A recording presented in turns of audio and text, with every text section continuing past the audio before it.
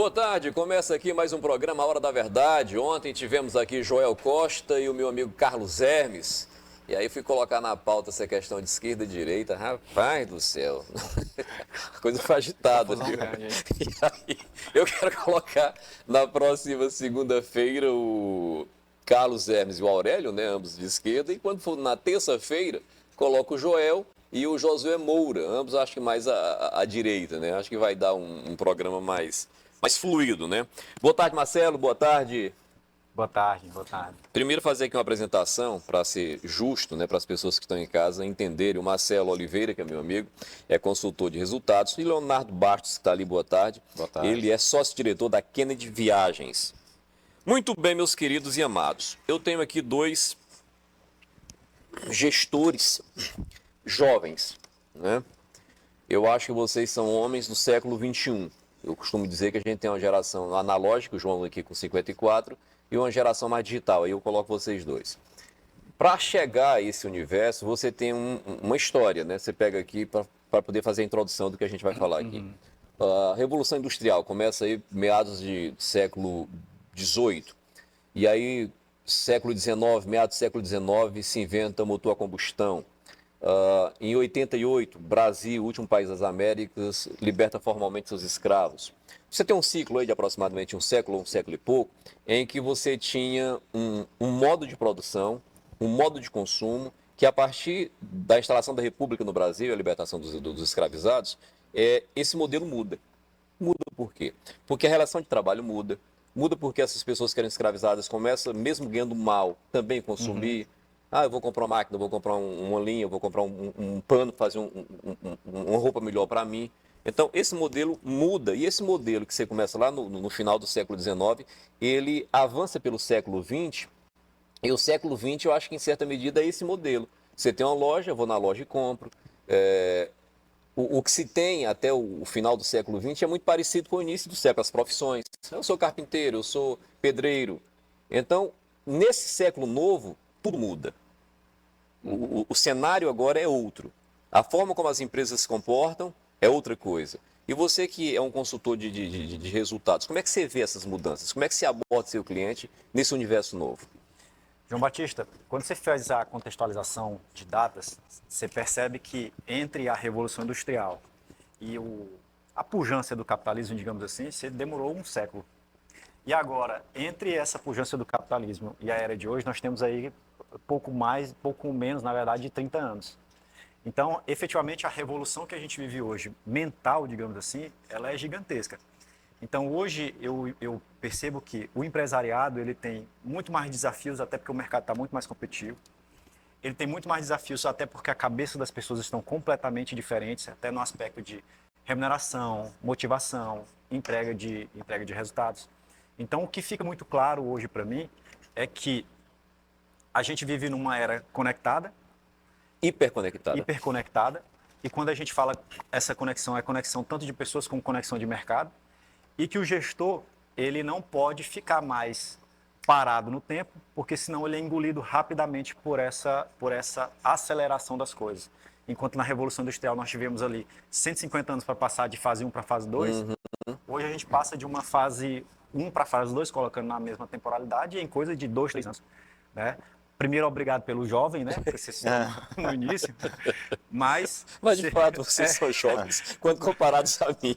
Mas se você for pensar, não vou falar por mim, não vou falar pelo Leonardo, mas assim, eu convivi com videocassete, com DVD portátil, com sou dessa época, fita, que são coisas que hoje, se eu chegar para um aluno meu ou para minha filha e perguntar, ela não vai imaginar que é um item pré-histórico, né? Mas eu então, acho essa necessidade de adaptação, ela é urgente, porque as coisas elas estão ocorrendo muito rápido. Quando você coloca isso, que eu vivenciei isso, eu acho que você vivenciou isso meio que na sua adolescência. O Leonardo talvez não seja diferente no que se refere a isso que você coloca aqui. Mas aí vamos sair daqui e ir na direção do Leonardo. Leonardo, ele trabalha com uma agência de viagens, né? Se você trouxer para o que eu quero colocar aqui, essa agência há 30 anos, o que ela vendia? Ela vendia passagens, né? Vamos deslocar fulano de ponto B a ponto A, o ponto X a ponto Y. Hoje, uma agência de viagens, ela vende experiências. Eu tenho um anunciante nosso aqui, que é a Denitu, que é um amigo meu, Denilson, e eu já viajei com ele diversas vezes, há 2 décadas que viajo com ele, e você vai percebendo a mudança na dinâmica de como este produto é oferecido. Hoje ele tem uma empresa e essa empresa ela vende experiências, ou seja, quando ela chega para o cliente dela, ela quer deixar dentro da cabeça dele boas lembranças. Tu compreende o que eu coloco aqui? Acho que trabalha com isso, ou não? Sim, sim. Na realidade, hoje o nosso processo, entrando um pouco na globalização, a gente tem uma dificuldade muito grande, porque a competitividade realmente ela deixa de ser uma competitividade nacional e passa a ser internacional. Então a gente tem dificuldade em penetração de mercado, ao mesmo tempo que isso se torna uma facilidade, porque hoje, por exemplo, a nossa empresa ela tem basicamente 80% dos clientes que nós atendemos é fora do estado do Maranhão. Então isso facilita, mas ao mesmo tempo a gente compete com outros players de outra região, talvez um pouco mais encorpado ali com tecnologia.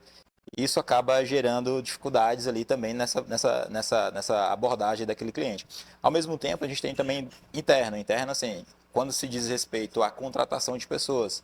Então, hoje, por ser uma empresa que, teoricamente, não necessita de uma estrutura física para o cliente ir lá consumir, eu tenho a capacidade de contratar essas pessoas estando em Imperatriz ou qualquer outra região. Como a gente tem pessoas hoje que atuam na nossa empresa que trabalham em São Paulo, né? Então, isso nos facilita, mas, ao mesmo tempo, entra naquela mesma situação. A gente compete a contratação com pessoas de São Paulo. Então, isso, entrando nessa parte de globalização, tem o ônus e o bônus, né? No que diz respeito a essa facilidade de mercado. Mas aí você colocou um ponto que eu achei interessante, a questão da estruturação física de uma empresa. Quando você pensa numa empresa, você pensa em algo físico. Se eu penso no armazém, na minha cabeça está lá um armazém que eu vou entrar, vou conversar com o vendedor. Se você pensa numa loja, na minha cabeça está uma loja com vitrines. Quer dizer, eu fui formatado assim, ou seja, eu sou analógico. Mas nesse campo digital, o que acontece? Se eu pegar como exemplo aqui esse galpão que o Mercado Livre tem aqui em Imperatriz, nem fachada tem, nem pintado é. É só mesmo para chegar lá e descarregar, os caras chegam, pegam e vão distribuir essa mercadoria que já foi comprada. Você tem um universo ali totalmente digital. Se você pegasse, por exemplo, digamos que esse galpão lá fosse um negócio, o faturamento seria uma coisa absurda, que não é apenas um centro de repasse, né, dessa mercadoria. O aviãozão da Mercado Livre desce aqui em Belém, lá eles pegam essas mercadorias em caminhões e traz para Araguaína, para Imperatriz, e dessas grandes cidades vão distribuindo aí para... Aqui em Imperatriz, por exemplo, vai para Amarante, vai lá para Araguatins, vai para Itaguatins. Se você está num assentamento hoje e tiver lá um CEP qualquer, eles entregam na tua porta, ou seja, o cara está lá na casa dele com o telefone, lá da casa dele ele faz esse pedido, lá na casa dele, ele recebe essa mercadoria, sem dar um passo para ir nesse armazém da minha cabeça, que era uma coisa física. Quer dizer, esse universo novo, como é que tu encara isso? A gente tem que saber que isso é uma realidade, não tem como mais voltar atrás. Então, as empresas hoje elas têm que se adaptar. Então, eu não estou concorrendo mais com o meu vizinho aqui da esquina ou o meu vizinho do lado. Estou concorrendo com o Mercado Livre, você citou uma empresa que está enraizada aqui no Brasil, apesar de não ser brasileira. Mas você tem o AliExpress, você tem a Shopee. Então, a grande questão é avaliar o que o meu cliente necessita e entregar também competindo com essas potências. E aí perceber o que eu posso fazer de diferencial para que ele faça uma opção entre Mercado Livre e a minha empresa. Então, o que eu vou oferecer diferencial? Vai ser uma rapidez, porque o Mercado Livre é rápido, mas demora 5 dias. Então, vai ser automatizado. Além disso, eu tenho uma prestação de serviço tete a tete, né, pessoa a pessoa, que o Mercado Livre não vai te oferecer. Então, isso também vai ser um fator de competitividade. Então, é entender bem o que o cliente precisa e criar diferenciais para poder concorrer. Agora, virar as costas e imaginar que essa realidade não vai te afetar, isso é uma ignorância que vai levar a um prejuízo. Muita gente vai quebrar. Exatamente. E aí eu coloco aqui o seguinte, e eu acho interessante abordar essa questão. Você tem hoje um universo de consumidores que não tem os hábitos que a minha geração tinha, né? Por exemplo, menino, vamos para o shopping passear, né? Vamos lá no Armazém Paraíba ver a bicicleta nova que chegou. Você tinha antes a indústria que está nesse ponto aqui, você tinha essa estruturação de empresas, de comércios, que fazia essa transição entre a indústria, bate no comércio, para o consumidor final. Sim. Intermediação do produto. Não é isso? Essa intermediação de produto, que o Paraíba faz, que o Matheus faz. Eu acho que o Matheus tem, como dizer, uma sobrevida muito maior nesse universo. Mas existem muitas indústrias hoje que conversam direto com esse consumidor final. Ou seja, não precisa mais desse Armazém Paraíba, não precisa mais desse... E aí reduz custo, reduz preço. Exatamente, porque ela está conversando com o consumidor final. Quer dizer, isso é um processo novo que para esse cara que está instalado aqui, como o Bodinho, que é meu amigo, e outros tantos que têm empresas, estão brigando com isso. Quer dizer, você tem hoje empresas de bicicleta, por exemplo, que vendem diretamente para o consumidor final, não precisa passar pelo bodinho. Você tem empresas que vendem a confecção e outras coisas sem passar pelo Paraíba. É um processo totalmente novo. Como é que se encara? Como é que você vê isso? Como é que tu vê isso? Na realidade, eu Leonardo? vejo que é um comportamento natural quando se fala de uma competitividade, e aí a gente fala a nível global, né? O Marcelo citou alguns players aqui que são da China, que está entrando no mercado, então, play da China tem produto mais barato, mão de obra mais barata, né? A matéria-prima está lá, então acaba gerando uma competitividade, vamos dizer, desleal? Não, mas mercadologicamente falando, eles são favorecidos. Então, quando ele entra num mercado como esse, por exemplo, as indústrias que estão instaladas aqui no Brasil, né, nesse caso que você acabou de mencionar, elas têm que ser competitivas. E como é que você gera competitividade? Eu preciso gerar lucro, eu preciso ter receita e lucratividade, que é o principal, para reinvestir, para gerar diferencial competitivo. Então, quando a gente olha essa desintermediação do processo, é natural em toda a cadeia. A minha cadeia passou por isso e passa por isso. A cadeia de qualquer outro segmento também tem essa vertente, né? Então, eu acredito que muito mais do que qualquer outra coisa, toda empresa ela vai ter que ser muito mais voltada para a prestação de serviço, né? A gente fala aqui de Mercado Livre, mas hoje eu sou um consumidor assíduo no Mercado Livre. Então, desde capinha de celular a qualquer outro tipo de produto, eu compro no Mercado Livre pela praticidade da entrega. Então, você compra na segunda-feira, na quinta-feira você recebe a mercadoria Imperatriz. Se for em São Paulo, você compra de manhã, meio-dia você recebe o produto. Então, assim, vai ter setores que são menos afetados por conta dessa rapidez da entrega. Exemplo, autopeça. O risco de você comprar um produto de autopeça no Mercado Livre, você tem ainda aquela dúvida de, putz, e se eu compro e não dá certo no carro? Então, você gera uma certa ainda insegurança no consumo. Né? O desafio passa a ser outro. O desafio desses tipos de indústria, desse tipo de empresa, como que eu posso fazer tirar esse medo do consumidor e se ele não quiser, eu posso pegar essa devolução com menos atrito possível. Sapato, por exemplo, é outro caso. Então, sapato você tem uma compra ali um pouco comedida, né? Então, acaba que esses players, essas indústrias que têm essa dificuldade ali do consumidor comprar com medo de algo, ela começa a ter um pouco mais de capilaridade. Ela coloca lojas físicas e aí estoque muito reduzido, como, por exemplo, a Centauro aqui, Imperatriz, você for lá, você vê lá que o estoque é muito limitado. São poucas unidades de produto, mas, ao mesmo tempo, o que ela quer fazer? Um omnichannel. Você compra lá, você retira, mas aí essa insegurança de você ter de não conseguir Ela comprar, corresponde lá com a loja física. de não comprar, ela te fala o seguinte: Leonardo, compra. Se der problema, você vai na loja física, você troca por outro produto, você pode fazer qualquer outra coisa. Então, você tem mais segurança de comprar numa Centauro, por exemplo, do que numa Netshoes. Netshoes você não tem aqui. Agora, Marcelo... Deixa eu só complementar bem com o Leonardo. Ok. Você já citou bem os 3 segmentos, né? Indústria, comércio e serviço. Tá? O serviço, é claro que ele vai demorar um pouco mais a ser afetado por isso, porque o serviço ele é presencial. O comércio, você tem que saber que Mercado Livre, comércio digital, ele não é uma promessa, ele é um fato. Então, eu não vou competir com ele, eu tenho que utilizá-lo para o meu segmento. Então, o que eu enxergo muito é isso. Então, se eu vendo, o Leonardo falou de sapato, falou de roupa, se eu vendo isso, e aí eu tenho lá da Fit, tenho diversas outras marcas fazendo, eu tenho que entrar também no meio do processo. Então, uma fatia do meu faturamento, ele tem que ser por meio desse canal. Agora, Marcelo e Leonardo, como existem uma série de profissões que morreram, outras que estão morrendo e outras que morrerão, você tem novas profissões que vão surgir. Talvez minha filha de 10 anos nem saiba ainda que profissão ela terá no futuro, porque profissões dependem de demanda de mercado. Você tem que ter mercado para você ter uma profissão, poder gerar renda e levar recursos para casa, não é isso? Levar sustento para casa ou não para o seu bem-estar pessoal. Então, assim, a gente vive num momento em que profissões morreram, estão morrendo, e você não sabe exatamente o que esse futuro reserva para a gente, né? Mas um fato objetivo e concreto qual é? É que o capital, como estruturação de oferecer desenvolvimento, satisfação dos meus desejos, ele precisa criar nas pessoas desejos. Quando você compra, por exemplo, uma Coca-Cola, você está comprando um Guaraná, a Coca está dizendo para ti que ali tem a felicidade. Se você pega um Red Bull, por exemplo, está dizendo que te dá asas. Não é o líquido em si, mas é a proposta, ou seja, a experiência, que quando eu coloco experiência, eu vou lá no ramo dele, que é turismo. Antes você vou comprar uma passagem para São Paulo. Não, hoje você vai numa empresa de turismo que vai dizer, olha, vamos formatar para você aqui um pacote que atenda às suas expectativas, que atenda às suas necessidades. Vamos levar você para Disney, lá você vai ter alguém que lhe pega assim, que lhe pega assado, você não vai ter preocupação de nada. Lá você vai chegar e vai voltar para sua casa tranquilo. Então, essas empresas, em todos os segmentos, começam a atender, eu acho que mais individualizado. Porque mesmo a Coca, quando diz, ó, beba felicidade, ela está dando um recado pessoal para ti. Toma, você nem sabe o que está bebendo, mas tu entende que há nesse universo de capital essa necessidade de criar desejo para gerar consumo? Sabe onde é que eu acho que o gargalo nessa situação toda? Coca-Cola, por exemplo. A Coca-Cola, ela sofreu, entre aspas, na proporção dela, essa mudança de hábito do consumidor. O consumidor tem ficado mais saudável, mais fit. Tanto que ela absorveu algumas fábricas desse produto, investiu forte na Coca-Cola Zero, porque ela estava começando a perder... E energética e outros tantos que ela vende agora. Ela estava começando a perder um certo share, né? Então a Coca-Cola ela se adaptou rápido a esse novo mercado. E aí eu pego a sua fala, entendendo o quê? A necessidade do cliente.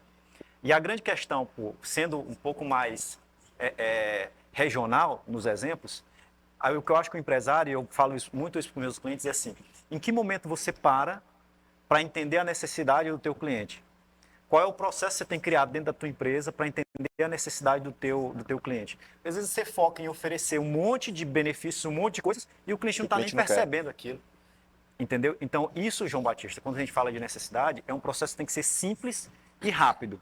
Então, se eu tenho lá uma loja de bicicletas, como você citou o caso do Bodinho, se eu tenho qualquer outro negócio, eu tenho que criar um processo para escutar o meu cliente. Seja uma pesquisa de satisfação eficaz, seja uma conversa ali enquanto ele estiver comprando, seja viver um pouco do que ele vive, da experiência que ele vive, mas eu tenho que trazer isso. Eu tenho que pensar que o cara só compra, o cliente só compra quando ele precisa.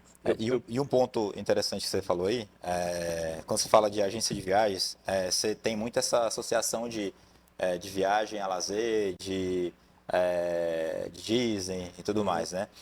A gente tem um braço da empresa para isso, mas hoje a gente tem uma empresa basicamente, a gente tem 8 desenvolvedores na equipe hoje, né? Então, assim, praticamente 20% do nosso efetivo é tecnologia e que a gente atende necessidades distintas, né? Além desse cliente que gosta da viagem, dos sonhos, tem um turismo de negócios também, a gente tem um turismo de negócio que a gente entrega a tecnologia e as necessidades são outras. Então, talvez a necessidade ela existe e aí da mesma mas forma nesse turismo de negócio que você fala, o cara quer lá o hotelzinho que seja bacana, que atenda as expectativas dele. E a tua empresa tem que estar antenada com isso. Total. E aí são outras necessidades. Às vezes o turismo de lazer, a pessoa quer customização, quer um atendimento exclusivo. Já o de negócio é outra pegada, quer agilidade, quer um suporte 24 horas, que se precisar de alguém ele tem que acionar.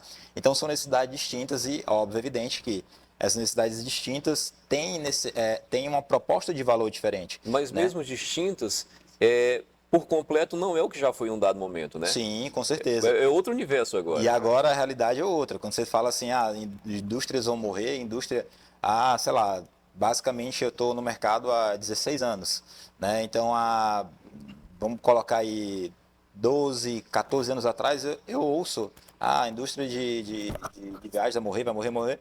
E é óbvio, dentro de um contexto onde ela era daquele mesmo modelo... Ela morreu daquele jeito, mas agora ela morreu. Coisa, hoje é outra proposta de valor. Hoje são outro tipo de atributo. Hoje é outro contexto. Leonardo e Marcelo, para poder fechar, que eu fiz uma pergunta, comecei apontando em profissões e encerrei falando em geração de desejo. O capital vai estabelecendo isso em produtos que ele vai oferecendo. Mas com relação a profissões, eu quero colocar aqui, quero bater nisso. O que nós temos? Nós temos uma situação nova desse universo novo de novo século, e que você está antenado nisso, você também, pela essa conversa que eu estou tendo, é de que se você vai no C&A da vida, você não vê vendedor. O que você percebe? Que as empresas estão buscando a todo custo cortar custos. Sim. E diante disso, parece que os primeiros a serem afetados são as pessoas. Essas pessoas não tendo empregos, elas não terão a renda formal. Aí você tem um governo do outro lado buscando meios e formas para poder dar renda a esse povo que precisa consumir. E o que é que se prevê hoje com a grande preocupação dos governos em nível de mundo? Uma geração que está vindo aí crescendo, que consome, que investe, que tem desejos, e o capital vive de motivar desejos, que vão continuar tendo desejos e necessidades sem poder de consumo, porque eles não terão emprego. E aí é que entra essa ideia das novas profissões que vão surgindo. O que pensar sobre essas pessoas? Milhões de pessoas pelo mundo inteiro que não terão renda. que mesmo formado, mesmo você ser de repente, digamos, um dentista ou qualquer outra profissão, o mercado não vai te absorver. João Batista, eu vou ser um pouco mais pé no chão em relação à resposta, sem tentar imaginar o que profissão não vai ter, enfim. Sim. O que eu digo é o seguinte, hoje se eu pegar o meu celular, hoje, você vai ver pelo menos 5 empresários perguntando para mim se eu tenho pessoas para indicar. E eu não tenho pessoas para indicar. Então, o que acontece, a realidade que a gente vive hoje é o seguinte, a mão de obra operacional, ela está sendo cada vez mais substituída por um processo, né? Por uma máquina, por um sistema. Sim. Agora, a mão de obra pensante está cada vez mais escassa, né? Por alguns problemas sociais, políticos que a gente não vai entrar, vou deixar para os colegas da direita e da esquerda que estão... falar sobre isso. Vou falar sobre isso. Agora, a mão de obra de gestão a gente não encontra. A gente não encontra. Porque as pessoas, elas estão, sei lá, não sei se acomodadas, não sei. Mas a dificuldade de ter pessoas é enorme. Então, qual é a realidade hoje do mercado? O operacional está acabando e as pessoas não estão conseguindo migrar para uma mão de obra pensante. Mas se você pega esse universo que é bem maior, que é o universo aqui da base, do vendedor, do cobrador e outros tantos, que são milhões pelo país e que estão perdendo esses empregos, mesmo que eles tentassem migrar, migraria só uma parte, porque nesse universo a demanda é menor. A procura por isso é muito menor. São menos pessoas, mesmo que eles se preparem, que estarão inseridas no mercado. Concordo que a mão de obra pensante ela é menor do que a mão de obra operacional. Sim. E aí eu acho que cada um ele tem que ter a consciência vão ser só 10 vagas, então deixa eu me capacitar para me pegar uma delas. Você pega a Coreia do Sul, por exemplo, onde o povo é extremamente educado, onde a grade curricular é diferente da grade curricular do Brasil, onde eles estudam de verdade, o governo motiva que essas pessoas estudem, motiva aqueles que estudam mais. Lá, nesse instante, eles já enfrentam isso, de ter pessoas extremamente qualificadas e o mercado não absorve. Eu acredito que isso entra um pouco no contexto que a gente falou desde o início lá, de globalização e tudo mais. A gente fala de competitividade e, óbvio, evidente que o empresário ele tende a tentar olhar para o negócio dele para dar perenidade. E só dá perenidade quando você tem resultado financeiro, lucro. Sim. Então, quando você olha para lucro, tudo que eu puder automatizar, e aí não estou falando de humano, de pessoas e tal, mas querendo ou não, quando é um processo que ele é recorrente e ele acontece da mesma forma, não faz sentido eu ter um humano que é falho. Então eu preciso automatizar o negócio. E aí quando você fala isso, de empresas se reinventando, acho que a profissão, as pessoas, elas precisam se reinventar. A gente tem dificuldade, por exemplo, a gente abriu uma vaga para vendedor, mas é um tipo de vendedor específico para B2B, que a gente chama de LDR, SDR e Closer. Mas aqui a gente tem 3 meses com o pessoal de recrutamento lá de São Paulo fazendo esse recrutamento, a gente tem dificuldade.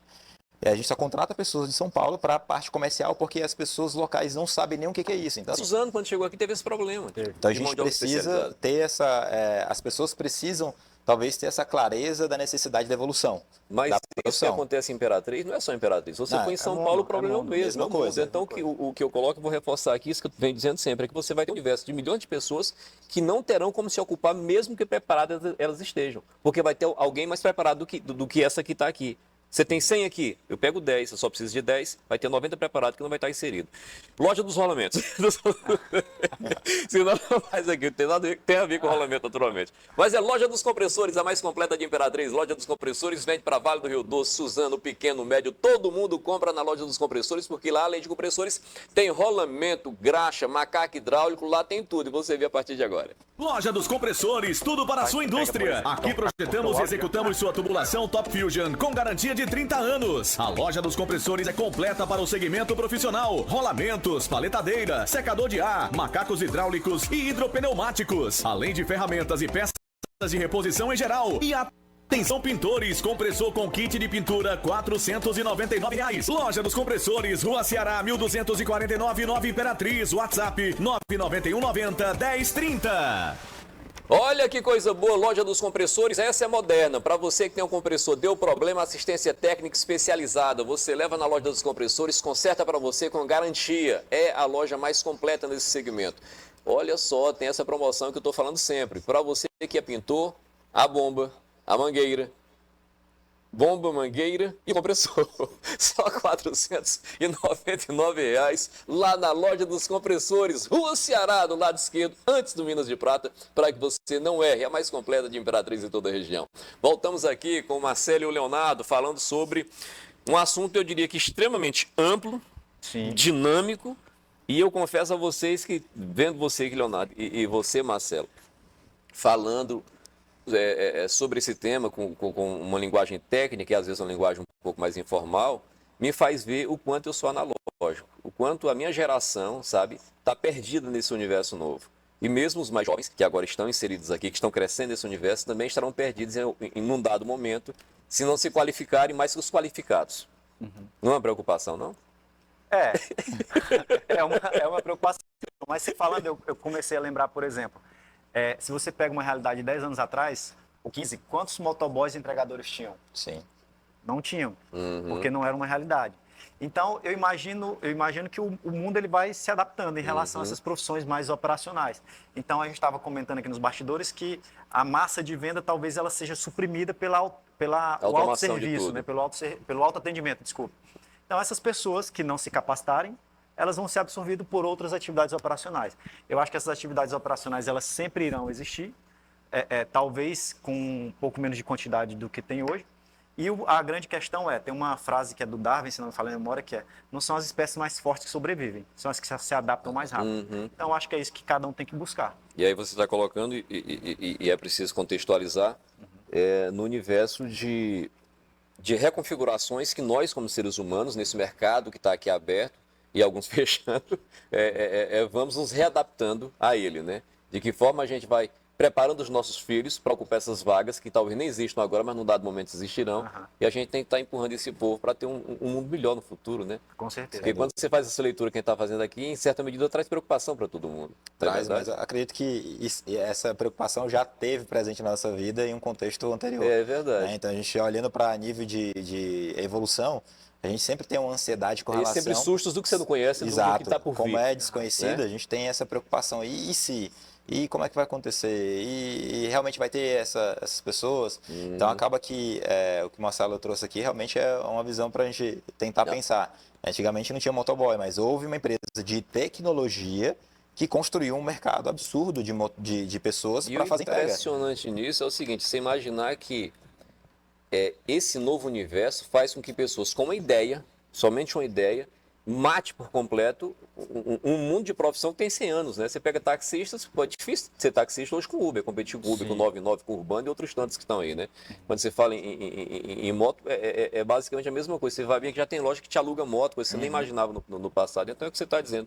As coisas vão mudando, readaptações vão acontecendo e a gente que não conhece o futuro e nem pode prever, sente um certo receio. Quero agradecer ao Leonardo, Marcelo, programinha bom esse aqui, viu? Passa Bom, muito enriquecedor. Explorar vocês de outra forma, porque o Marcelo já pedala comigo há muitos anos, a gente no pedal fala sobre pedal, né? Vou te matar, quem te mata é eu, no bom sentido de pedalar um mais que o outro, né? Mas aqui a gente poder ter essa linguagem um pouco mais técnica e um pouco mais aprofundada sobre todo esse universo, né? Que nos aguarda no futuro, mas que de certa forma já faz parte do nosso presente, não é verdade? Com certeza. Considerações finais, Marcelo, fique à vontade. Primeiro, agradecer o convite, me colocar sempre à disposição para esse bate-papo aqui. Bonzinho, né? Passa rápido. E espero ter contribuído com quem nos assiste, com certeza. Com quem nos ouve. Contribuiu. Com alguma ideia, algum insight e principalmente alguma vontade de evolução, que eu acho que é isso que a gente está precisando. Também agradecer a oportunidade, né, de ter vindo aqui a convite de vocês, né, poder contribuir com o pessoal da sua audiência aí. Espero também, desejo sucesso, né? Que seja uma conversa aí que realmente tenha produtiva, inspiradora, gerado aí algumas necessidades de evolução de cada um que tenha ouvido aí. Agradeço a oportunidade. Muito bom, obrigado por vocês terem vindo, porque, olha, 13h31, ainda tem 2 anunciantes que eu não falei, inclusive tem meu amigo Denilson, que é do teu segmento, um cara sensacional, um cara bom demais, tá vendo a gente aqui agora e aguardando lá o Cruzeirão, né, Denilson? Já que eu coloco, peraí, deixa eu falar aqui de Souza Empreendimentos para você que quer fazer investimento, terreno, chácara, Souza Empreendimentos é o caminho para você, tá bom? Portanto, você vê a partir de agora esse comercial muito bem produzido pela equipe técnica do Alberto Souza agora. Souza Empreendimentos. Temos chácaras com águas correntes nos estados do Tocantins e Maranhão. Temos chácaras prontas, toda estruturada. Temos chácaras com água, temos chácaras sem água. Faça seu orçamento com a gente. Negociamos em suaves parcelas. Negociamos também em veículos e imóveis. Chácaras e lotes em Imperatriz e região com preços especiais. 999-9169-3651 e 999-9109-9595. Estamos para dizer a você que A Denitur, que é do meu amigo Denilson, ela está promovendo esse cruzeiro e eu acho que você tem que correr porque está acabando as vagas, viu? Ele facilita para você, ele divide para você. Você se programa do jeito que quer se programar, claro, se procurar a Denitur, do meu amigo Denilson. Falando de Denilson, rapaz, é dia 14, Denilson? Tem que estar com ele, rapaz, mês que vem, na confraternização da Denitur. Mês que vem, ele me falou, acho que é dia 14, a memória mexendo negócio. Mas vamos lá, vamos pro Cruzeiro, tá aqui o WhatsApp 99981254797. É o WhatsApp da Denitur Turismo, a empresa especialista em lhe fazer feliz. Você vê a partir de agora. Cruzeiro é com a Denitur. A Denitur te convida a fazer uma viagem internacional a bordo de um dos maiores e mais modernos navios da MSC Cruzeiros. O MSC Ciavil. A bordo desse fantástico navio você conhecerá Montevidéu, no Uruguai, Buenos Aires, na Argentina, além de aportar em Camboriú, no estado de Santa Catarina, e também na cidade de Santos, em São Paulo, de onde partirá nosso navio. Neste cruzeiro já está incluso 6 refeições diárias, além de desfrutar de toda a infraestrutura de lazer e entretenimento que o navio possui. E por falar em diversão e entretenimento no navio MSC Ciavil, você tem teatro para mais de 900 pessoas sentadas, academia de última geração para os amantes do esporte, 2 pistas de boliche oficial, cassino, 11 restaurantes distribuídos ao longo dos seus 20 andares, uma passarela de chão de vidro a 40 metros de altura, 16 bares e lounges, várias lojas de grifes internacionais, spa, 4 piscinas, sendo uma com teto retrátil, parque aquático, tirolesa, 5 clube kids com entretenimento especial para os pequenos, e o MSC Yacht Club, um espaço mais privativo e com serviços exclusivos. A viagem acontecerá no dia 27 de março a 3 de abril de 2025. Venha fazer essa viagem internacional com a Denitur.